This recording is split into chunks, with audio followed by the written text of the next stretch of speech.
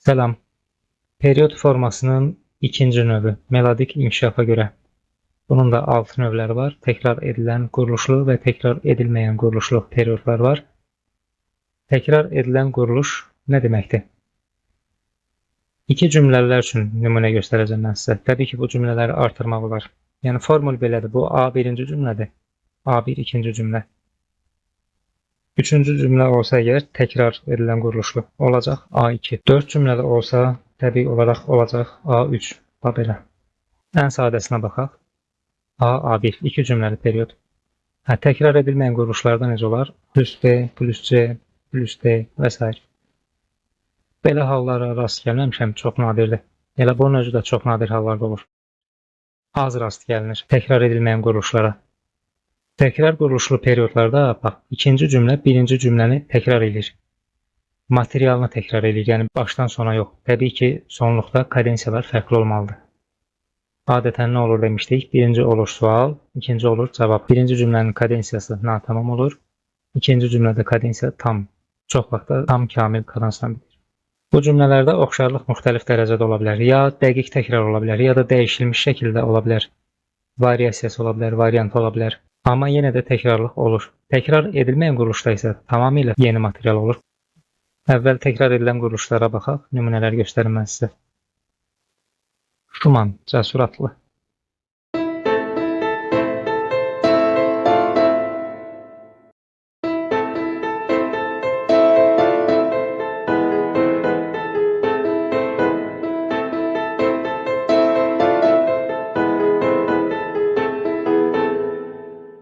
Bu lap Kəmalə rəqsini oxşadı, sizə onu göstərim.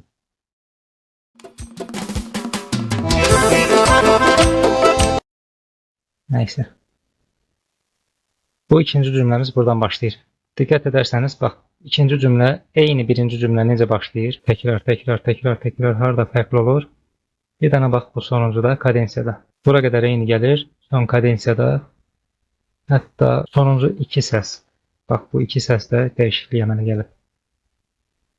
Əsər hardadır? Lə minordadır. Burada dominanta da bitir, burada isə tonika da bitir. Dominanta, tonika. Periyodların böyük əksəriyyəti təkrar edilən quruluşlar olur. Bundan sonra nə qədər ki periyod formalarına baxacağıq, nümunələrə baxacağıq. Onların çoxusunda təkrar edilən quruluşlar görəcəyik. Təkrar edilməyənlər çox azdır. Mən yenə də bir neçə nümunə göstərim. Burada incə bəzi nüanslar var, onu sizə göstərəcəm. Bax, burada gördüyümüz misal üçün eynidir, dəqiq təkrardır. Ən son nəzərə alınmır da, bu təbii ki fərqli olmalıdır. Amma baxın, tək-tək notlara istəyirsiniz, baxın. Bu notla, bu not, sonra bununla, bu, hamısı eynidir. Xanə-xanə baxın, ya da istəyirsiniz. Bax, xanə olduğu kimi eynidir. Belə quruluş dəqiq təkrarlı quruluşdur. Ya da Şumanın valisinə baxaq, burada da həmin şey görəcəyik.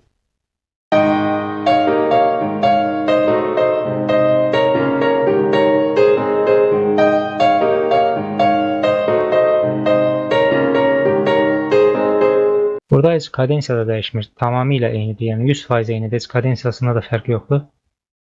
Bundan əvvəl hansı nümunələrə baxmışdıq biz? Əvvəlki dərsimizdə. Bax, belə bir nümunəyə baxmışdıq. Bunun da bax, təkrarlanır. Görürsünüz. Eyni. Demək olar ki, eynidir. Tananlar fərqli olur, amma eyni gedir. Bu bir prelüddə də həmçinin təkrarlanır. Təkrarlıq görürsünüz. Dediyim kimi, yəni təkrarlıq böyük əksəriyyət təşkil edir. Bu da həmçinin. Bu birinci cümlə idi. Yadınızdadırsa, bax, bu da ikinci cümlə. Təkrar başlayır. Çox oxşuyur bir-birinə. Sonları fərqli olur, kadensiyalar. Başqa hansı nümunəyə baxmışdıq? Bu əsərə də baxmışdıq. Bu birinci cümlə idi, bu da ikinci cümlə. Demək olar ki, eynidir. Demək olar ki. Sadəcə sonu fərqlidir. Burada redə durur, dominantada. Amma burada gəlib doya. Birinci cümlə re, ardınca sol, dominantadır və sonra ikinci cümlədə doda bitir. Təkrarlanan quruluşludur. Mövzu bilirəm, aydın olur. Bəlkə də tək nümunədən aydın olur sizə, amma mən yenə də izah eləmək istəyirəm. Başqa nömrələrdən misal göstərmək istəyirəm. Bunu bir neçə dərsimizdə demişəm, yenə deyirəm. Məni kimin dinlədiyini bilmirəm. Təhsil səviyyəsi necədir bilmirəm. Qavrama səviyyəsi necədir bilmirəm. Yaşı nədir, kimdir bilmirəm. Ona görə elə izah eləmək istəyirəm ki, ən çətin başa düşən adam belə mövzunu mənimsəyə bilsin, həzm edə bilsin. Ola bilər bir nümunədə başa düşməyən ikinci nümunədə başa düşəcək, üçüncü misalda başa düşəcək. Ona görə bacardığım qədər biraz çox nümunə göstərmək istəyirəm. Və belə təkrar quruluşlu periodda var ki, orada cümlələrin ancaq əvvəli oxşuyur. Geri qalan məsələn melodiyası, harmoniyası, fakturası fərqlənir. Qulaq asaq, Beethoven. Buranı silirəm, bura bizə lazım deyil.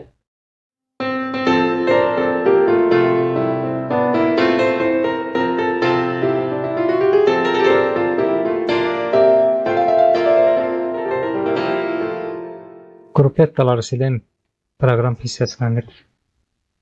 Bir dənə qulaq asaq.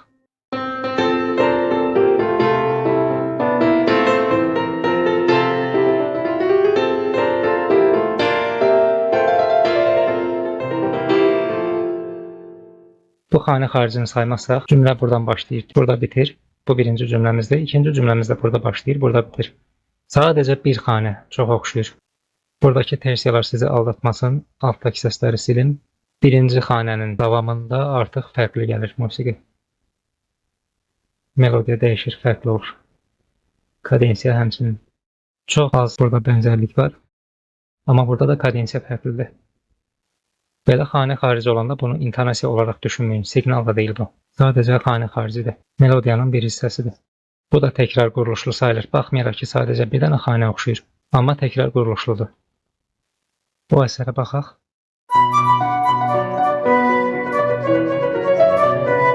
Bu birinci cümlədir. İkinci cümlə.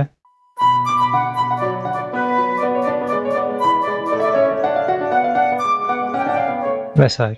Baxın, ikinci cümlənin başlanğıcı birinci cümlə ilə eynidir. Bu isə işarəliyim. Bu birinci cümləmiz, bu da ikinci cümləmiz. İkinci cümlənin əvvəli bir ilə eynidir. Amma davamı fərqli gedir. Bunun davamına baxın, bunun davamına baxın.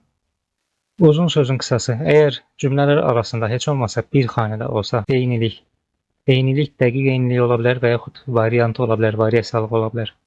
Təkrarlıq görürüksə, bu quruluş olur təkrar quruluşlu period. İndi baxaq təkrar olunmayan quruluşlu period. Dərsin əvvəlində sizə belə məlumat vermişdim. Cümlələrdən biri ilə digəri fərqli materiala sahib olur. Təkrar etmir bir-birini. Və onu da demişdim ki, belə nümunələr çox nadir hallarda olur, az tapılandır. Amma mən yenə sizə 2-3 dənə nömrə tapmışam, onu sizə göstərim. Baxmayaraq ki, fərqli material olur ikinci cümlədə. Amma yenə də ikinci cümlənin özündə də bir intonasiya qohumluğu olur birinci cümlə ilə bağlı. Nəticədə bu eyni əsərdir, eyni perioddur. Necə deyərlər, 5 barmağın 5-i bir olmaz, amma nəticədə hamısı barmaqdır, hamısının doğumları var, üstündə dırnağı var, izi var və s. İkinci cümlədə birinci cümlənin intonasiya qohumluğu olur, metroritmik qohumluğu ola bilər, faktura oxşarlığı ola bilər. Bunun mövzusu biraz fərqli olur. Yəni tematik inkişaf burada mürəkkəb olur. Bu səbəbdən biraz belə nümunələrə çox az halda rast gəlmək olur. Bir nümunə göstərim sizə. Məşhur əsərdə hamınız eşitmisiniz. Bax, bu türk marşı.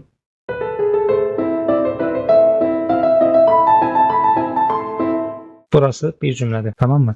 İkinci cümləyə baxırıq, bu biraz fərqlidir artıq.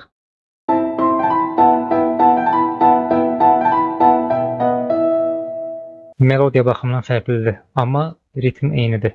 Vəzn baxımından eynidir. Ona görə bunlar o qədər də bir-birinə yad deyil, tamamilə yad deyil. Faktura oxşarlığı var, məsələn, ikinci cümləmiz birinci cümlənin müşahitinə oxşuyur. Metroritmik eynilik var, amma melodiya fərqlidir. Melodik quruluş fərqlidir. Ona görə biz buna təkrar olmayan period deyirik. Başqa bir nümunə.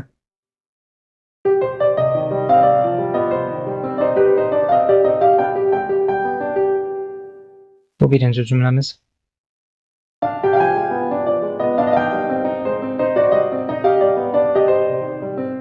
Bu da ikinci cümləmiz. Əslində ikinci cümlə burada bitmir, davam edir. Burada əlavə var. Mən əlavəni sonrası izah edəcəm, onda bu nömrəyə yenə baxarıq. Bu türk marşında da başqa bir şey var, modülyasiya var. Bu nümunəyə sonra yenə baxacağıq.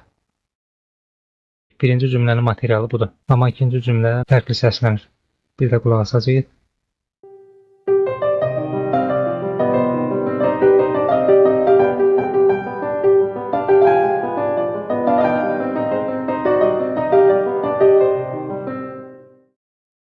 Bir dənə son olaraq bir nümunə də var, ona da baxaq. Shostakovich'in Gavot rəqsi. Gavot qədim fransız rəqsidir. Adətən 4/4, bəzi hallarda 4/2 ölçüdə olur.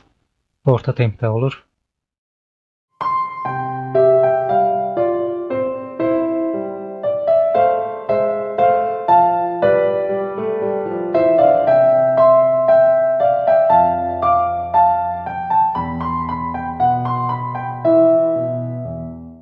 Burada başqa bir şey də var. Növbəti dərslərimizdə bu perioda yenə baxacağıq. Demək, birinci cümlə gəldi buradan bura qədər. İkinci cümləmiz buradan başlayır, bura qədər. Rənglərini fərqliliyim, çünki material fərqlidir. Sezuramız aydın şəkildə görsənir, böyük not var. Natamam bir kadensiyamız var. Birinci cümləmiz sual effekti yaradır, ikinci cümləmiz cavab. Amma cavab gedir başqa yerə çıxır. Bu nümunəyə nəyə görə baxdıq? Material fərqlidir. Birinci cümlənin materialı ayrıdır, ikinci cümlə ayrıdır. Burada təkrarlıq yoxdur. Təkrar olunmayan quruluşlu period belə periodlara deyilir, uzun sözün qısası. Mənə elə gəlir, bu ikinci növ üçün təkrar edilən və təkrar edilməyən quruluşlu periodlara bu qədər vaxt ayırmamız yetərlidir. Dərsi çox uzatmağın mənası da yoxdur, mənə elə gəlir. Onsuz da biz periodları həmişə görəcəyik. Bütün formaların tərkibində periodlar var. Bir sonraki dərsimizə baxaq metrik əlamətə görə. Kvadrat və qeyri-kvadrat quruluşlu periodlar nədir, onları öyrənək.